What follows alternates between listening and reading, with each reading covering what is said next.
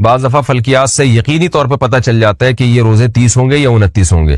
تو اگر ماہر فلکیات کو 100% یقینی طور پہ کیلکولیشن سے پتہ چل گیا اور وہ بتا دیں تو کوئی حرج نہیں ہے اس میں. لیکن بعض دفعہ فلکیات کے ماہرین خود کنفیوز ہوتے ہیں کہ بھئی امکان ہے، تو پھر وہ پیشگوئی امکان ہی کی کریں. یعنی وہ بتائیں کہ بھئی امکان 29 کا بھی ہے 30 کا بھی ہے، وہ یہ بتا دیتے ہیں اتنے % امکان ہے. تو اس میں کوئی حرج نہیں ہے، اس سے ہلال کمیٹی کو آسانی ہوتی ہے. باقی ہلال کمیٹی نے کرنی اپنی ہوتی ہے، وہ فلکیات والوں کی پیشگوئیوں کو آج کل لفٹ نہیں کراتی ہے. رویت ہلال کمیٹی کے اعلان کے خلاف عید کرنا. رویت ہلال کمیٹی نے روزے کا اعلان نہیں کیا، مگر کسی گاؤں میں چاند دیکھا گیا تو وہ گاؤں والے روزہ رکھیں یا نہیں. اسد اللہ لغاری سے نہیں رکھ سکتے، کیونکہ چاند کے ہونے نہ ہونے کے فیصلہ کرنے کی اتھارٹی شریعت نے گورنمنٹ کو دی ہے. تو گورنمنٹ یا اس کی طرف سے نامزد کمیٹی، تو جب تک وہ کمیٹی اعلان نہیں کرے گی، ایسے تو آپ خود بتاؤ نا، ملک میں فساد پیدا ہو جائے گا. وہ کہہ رہا ہے میں نے دیکھا ہے، وہ کہہ رہے ہیں وہ ادھر گواہی لے رہا ہے، وہ ادھر گواہی لے رہا ہے، تو ہر گلی محلے میں پھڈے ہوں گے پھر تو اس لیے یہ اتھارٹی حکومت کے پاس ہے. ہاں، گاؤں والوں میں جس آدمی نے اپنی آنکھوں سے دیکھا وہ رکھ لے، لیکن اس کی گواہی دوسروں کے لیے حجت نہیں ہے. اگر کوئی کہتا ہے میں نے اپنی آنکھوں سے دیکھا تو موسٹ ویلکم، آپ رکھیں روزہ. بھائی ہم جب تک اپنی آنکھوں سے نہیں دیکھیں گے یا حکومت کا اعلان نہیں سنیں گے تو اس وقت تک ہم روزہ نہیں رکھیں گے. تو گواہی دینا، گواہی کو لینا، گواہی کو سن کے اس پہ فیصلہ کرنا، یہ ہر آدمی کو اس کا حق نہیں ہے، بلکہ یہ حکومت کو اس کا حق حاصل ہے. ویسے بھی آپ دیکھ لینا، کوئی قتل کے کیسز ہوتے ہیں، چوری کے کیسز ہوتے ہیں، ہر آدمی تھوڑی ٹھیے لگا کے بیٹھتا ہے. اس کو کہا جاتا ہے بھائی تھانے میں جاؤ یا عدالت میں جاؤ یا کوئی حکومت کی طرف سے کوئی نامزد کمیٹی ہو اس کے پاس جاؤ. اچھا بھائی، پوری دنیا میں ایک دن رمضان اور عید ہو سکتی ہے. چاند کے اختلاف مطالعے کا کہاں تک اعتبار ہے؟ ایک دوست سے یہ اعتراض کرتے ہیں کہ پوری دنیا میں کہیں بھی چاند نظر آ جائے تو سب ممالک کے مسلمانوں کو روزہ وغیرہ رکھنا چاہیے وغیرہ وغیرہ.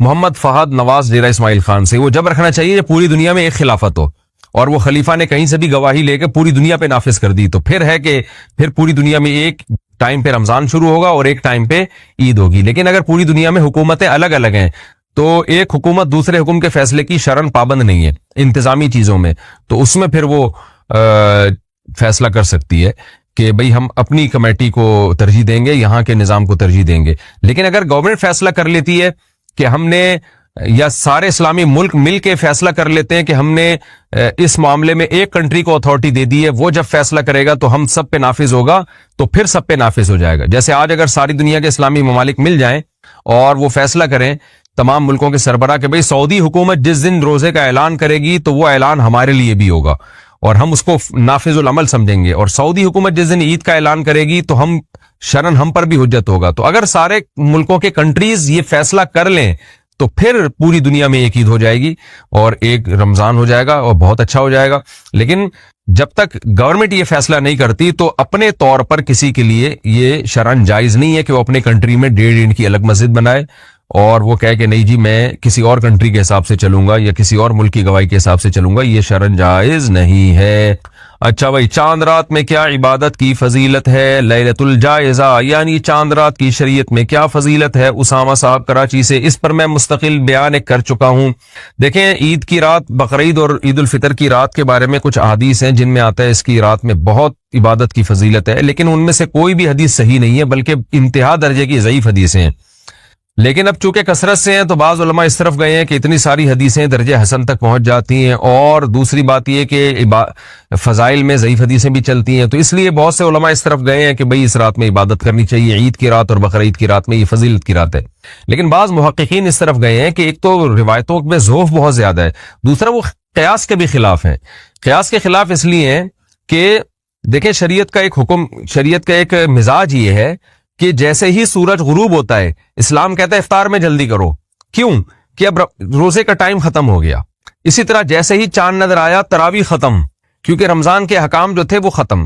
اسی طرح نبی صلی اللہ علیہ وسلم عید الفطر کے دن نماز سے پہلے کچھ میٹھا کھایا کرتے تھے. اس میں یہی حکمت تھی، یہ بتانے کے لیے کہ آج ہمارا روزہ نہیں ہے. تو اس سے پتہ چلتا ہے جب رمضان جاتا ہے تو اپنے تمام لوازمات کے ساتھ جاتا ہے. تو راتوں کی عبادت کی جو فضیلت تھی رمضان کی، رمضان جاتے ہی وہ فضیلت بھی ختم ہو گئی، اور دن میں روزے کی جو فضیلت تھی رمضان جاتے ہی وہ روزے کی فضیلت بھی ختم. یہی وجہ ہے کہ نبی صلی اللہ علیہ وسلم پہل کر رہے ہیں. حالانکہ بقرعید میں آپ جلدی نہیں کھاتے تھے، لیکن عید الفطر میں آپ عید سے پہلے کچھ کھاتے تھے. اس میں بڑی حکمت یہی ہے کہ بھائی اب روزہ ختم ہو چکا ہے، اب تو کھانے میں جلدی کرنی ہے. تو اس کا تقاضا یہ ہے کہ عید کی جو رات ہے وہ آرام کی رات ہو، اور وہ جو رمضان میں ایک پورا اللہ نے ہم سے عبادت کروائی اور اس کی راتوں کو لوگ لیلۃ القدر میں جاگے اور رمضان کی راتوں کو عبادت کیا، تو وہ عبادت کا ٹائم اب ختم ہو چکا ہے، اب یہ رات ایک نارمل رات کی طرح ہے.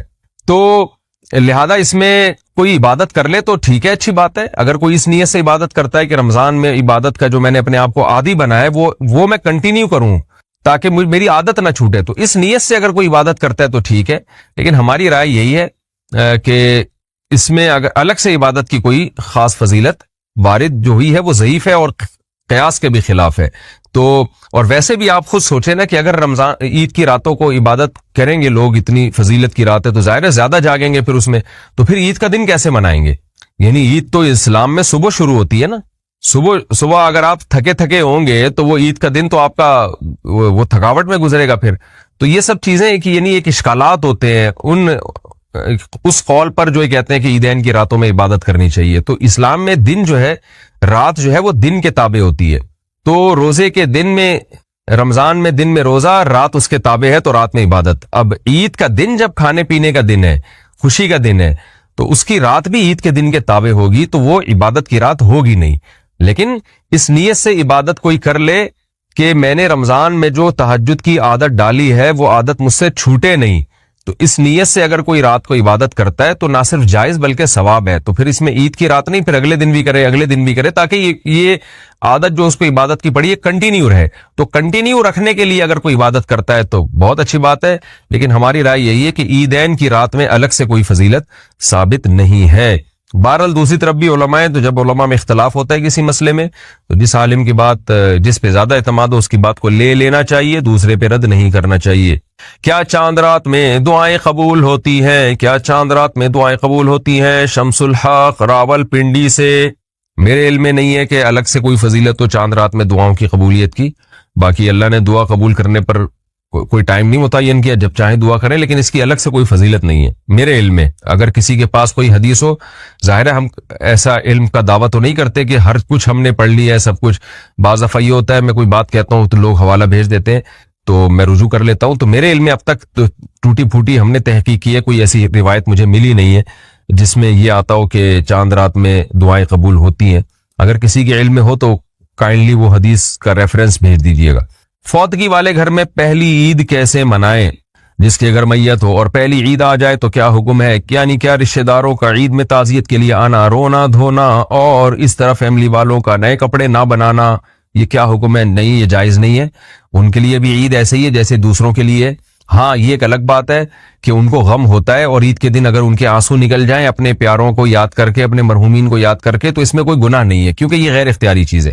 لیکن عید والے دن باقاعدہ غم منانا اور یہ کہنا کہ یہ نئے کپڑے نہیں سلوائیں گے اور سب رونے دھونے کی نیت سے ان کے گھر جمع ہو جائیں گے، یہ ٹھیک نہیں ہے. ویسے جمع ہو جائے کہ ان بیچاروں کو غم پہنچا تھا تو آج ہم ان کی عید کی خوشیوں میں شریک ہو گئے، تھوڑا غم ہلکا کر دیں، اس میں کوئی حرج نہیں ہے. غم منانے کے لیے جانا جائز نہیں ہے، غم ہلکا کرنے کے لیے جانا ان کے گھر میں جائز ہے. عیدی دینے کی شرعی حیثیت، عید کے دن بچوں کو جو پیسے دیتے ہیں اس عیدی کے نام پہ، اس کی کیا شرعی حیثیت ہے؟ صدام حسین کشمیر سے. بھائی بچوں کو اگر عیدی نہیں دیں گے تو بچوں کی عید کہاں سے ہوگی؟ تھوڑا بہت تو اتنا بھی آپ مشکل نہ بنائیں میرے بھائی دین کو. تو بچوں کو تو خوشی ہی عید میں اسی کی ہوتی ہے. ہاں اس کو بہت زیادہ اتنی بھاری رقمیں اب لوگوں نے باندھ لی ہیں جس پہ بندے کو ٹینشن شروع ہو جاتی ہے کہ یار میرے پاس اتنے پیسے ہیں نہیں اور بچے سارا میری جائیدادیں پی جائیں گے عیدی میں. تو ہلکا رکھنا چاہیے. تو اپنے بچوں کو یا اپنے قریبی رشتہ داروں کو تھوڑے بہت پیسے دے دیں تو کوئی حرج نہیں ہے اس میں. لیکن وہی بات ہے کہ انسان پہ اس کی طاقت سے زیادہ گنجائش سے زیادہ بوجھ ڈالنا یہ بہرحال حرام ہے. اگر کہیں اتنا زیادہ یہ رسم جڑ پکڑ گئی ہے کہ آپ کی بوجھ بننے لگی ہے تو پھر اس کو ختم کر دینا چاہیے. عید میں گلے ملنا کیسا؟ عید کی نماز کے بعد گلے ملنے کا سنت طریقہ کیا ہے؟ کیا ایک بار ملنا ہے یا 3 بار؟ افضل راجہ، عید کے دن گلے ملنا سنت سے ثابت نہیں ہے، اس رسم کو ترک کر دینا چاہیے. اس کی وجہ سے بہت ٹینشن ہونے لگی ہے، عید منانا مشکل ہو جاتا ہے. بندہ نکلا اور بہت ہزاروں کا مجمع آگے کھڑا ہوا ہے، امام صاحب سے عید ملیں گے، تو امام صاحب دنیا میں کسی سے ملنے کے لائق نہیں رہتے.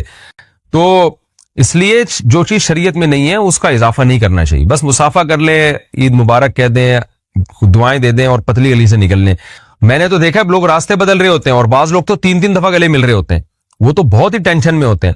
اب آپ گلی میں جا رہے ہو, آگے سے 10 آدمی آ رہے ہیں, او بھائی آدمی کہتا ہے ہر ایک سے 3 دفعہ ملو, تو 10 کو 3 سے ضرب دیں 30 دفعہ, تو 30 دفعہ جب آپ اس سے گلے ملے, پھر آگے 5 آدمی آ رہے ہیں, تو 5 یا 15 وہ ہو گئے, پھر تو تھوڑے یعنی ایک اتنی ٹینشن ہوتی ہے, آدمی کہتا ہے یار میں اگر گلا گھر میں رکھ کے آتا یا اس کی عید ملنے کے لیے کوئی الگ سے گلا بنوا لیتا تو زیادہ اچھا ہوتا. تو جو شریعت میں نہیں ہے وہ نہ کریں, اپنے اوپر خامخواہ کی پابندیاں نہ لگوائیں.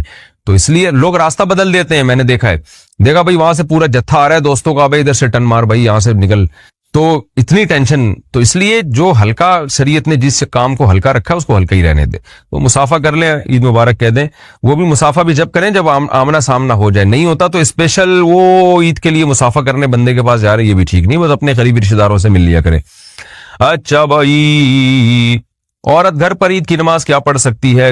کیا عورت گھر پر عید کی نماز پڑھنی چاہیے؟ اگر ہاں تو اس کا کیا طریقہ ہے؟ تہذیب انور اتر پردیش. نہیں جی, عورت عید کی نماز گھر پہ نہیں پڑھ سکتی. عید کی نماز اگر پڑھنی ہو تو عیدگاہ میں جہاں بھی جماعت ہو رہی ہے وہاں شرکت کرنا ضروری ہے.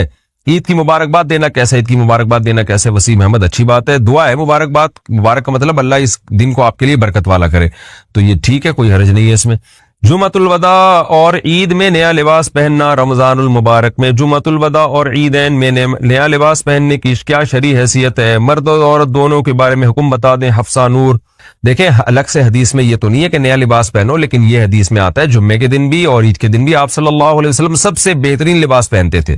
تو اگر کوئی بہترین لباس کے لیے نیا لباس سلوا لیتے ہیں تو اس میں بھی کوئی حرج نہیں ہے, بلکہ اس زمانے میں عید کی بات کر رہا ہوں, جمعۃ الوداع کی نہیں. تو عید کے دن نیا لباس سلوان لینا چاہیے, کیونکہ شاعر اسلام میں سے ہم ذرا درسی باتوں پہ نئے نئے کپڑے سلوا رہے ہوتے ہیں. کسی کی شادی میں جانا ہے, ختنے تک میں جانے کے لیے کپڑے سلوا رہے ہیں آج کل لوگ.